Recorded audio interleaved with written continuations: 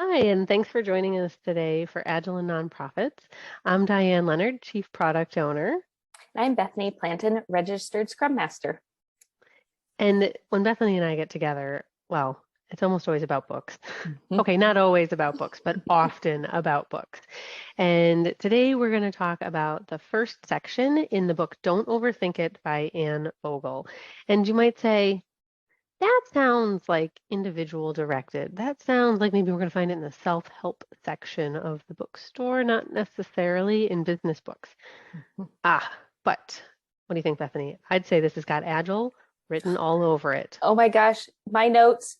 There's so many Agile notes in the margins on the side highlighted because I was like, oh, that applies to that and that applies to that. So yes, this is even though the word Agile does not come, I don't think is in here at all. It feels so much like an Agile book. Yeah, I don't think the word Agile is in the index anywhere, No. but you're right. There was so much about the conversation. And like, so chapter 2 is titled Work the Process. I'm like, Agile, values, Right. frameworks, Uh-huh. process. Uh-huh. And a lot of these, like Agile values and the Scrum framework, they're really driven towards helping teams have a consistent way that they approach their work. Twice the impact, half the time, sustainable pace, right? Mm-hmm. Different lightweight decision framework type stuff.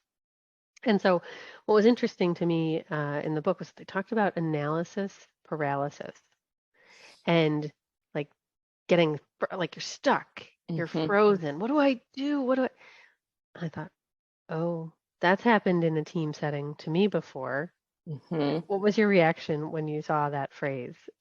I mean, other than trying not to go back to the past trauma of analysis paralysis from like an executive director who can't make a decision on whether, hold on, can we go into the grants world just ever so slightly? You know, you and I, we put those hats on Yes, interchangeably. let's do it. Let's go there.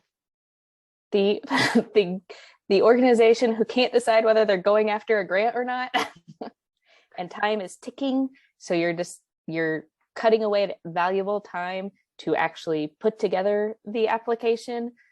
And then if they go for it, you're not as competitive. And as a grant writer, it feels like you're just sitting there waiting, and it's hard to concentrate on anything else because you're like, am I going to have to scramble and do this? I think you hit a nerve.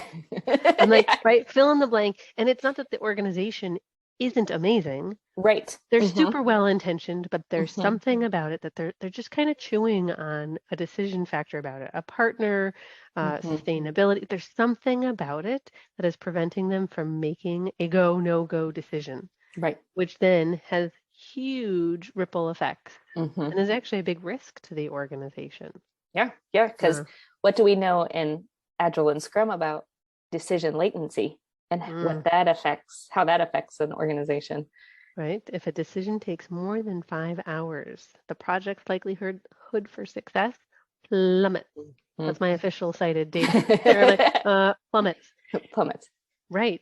So make a decision, make one Mm-hmm. fast. And so, you know what that makes me think of though in the book is Anne talks about mini experiments and how they can help you move forward. And I went, oh, hello, MVP, minimum viable Mm-hmm. product. So Yeah. you put that hat on, and I put a Kaizen hat on. Of Mm, oh, many experiments every week of how we can improve. But yes. yeah. Well, and one's about a mini experiment for the work, Mm-hmm. right? So minimum viable product. Just let's do a little draft of something and see what we Right. think. A Kaizen, a Mm-hmm. mini experiment related to how we work together. Mm-hmm. Could we be happier or faster if? Oh, I love how like we both went to different parts of the Scrum framework in Right. that, I think but you like had your low risk, right. You right? had your product owner hat on, and I had my Scrum Master hat on for that one. Yes. I love it when that happens. And so then I was like, well, you know me, I'm like, what happens in the business world? Always, I'm like, "Oh, how can I test that in something in the personal space too?" And I was drawn right to a current mini experiment that is visible on my fridge. True story. Uh-huh. We're trying to figure out how to make like the big to-do list of the things, planning for a vacation, a project Mm-hmm. at the house that needs to be done before the snow flies, right? Like, and I'm like, it's not visible. No one can see it. It's all up here. It's all on my phone. And we're like, what if we put magnetic Post-its on the front of the fridge? Oh. Super low risk, Mm-hmm. fridge, uninjured, right? Already had said magnetic Post-its. And like all of a sudden, there was a mini experiment happening on the fridge, which has then like had iterations. But like it helped. It gave us a chance to just try something. We didn't have to Mm-hmm. buy anything new in the store. We could just, what's the worst that would happen? We would take the magnetic Post-its off the fridge. So Mm-hmm. I went right for it. I went into the personal space too, because Mm-hmm. I think like to help you get over the analysis paralysis, just try something. See what Mm-hmm. happens. Mm-hmm. I also went straight for the OODA loop. Orient, Mm-hmm. observe, decide, and act, Mm-hmm. right? Yep. Little experiments, figure out what happens, and then take your next action. Mm-hmm. Mm-hmm. See, look, and it's not a self-help book. It's an Agile book. Right. Mm-hmm. I know. Well, I know that, you know, not all Agilists get as excited about books as we do, but we do recommend checking this one out. There's lots of other great questions, though, coming out of this book, so be sure to check out our other two book discussions and look at the rest of our videos about other books and Agile-related tips here on our channel or at agileandnonprofits.com.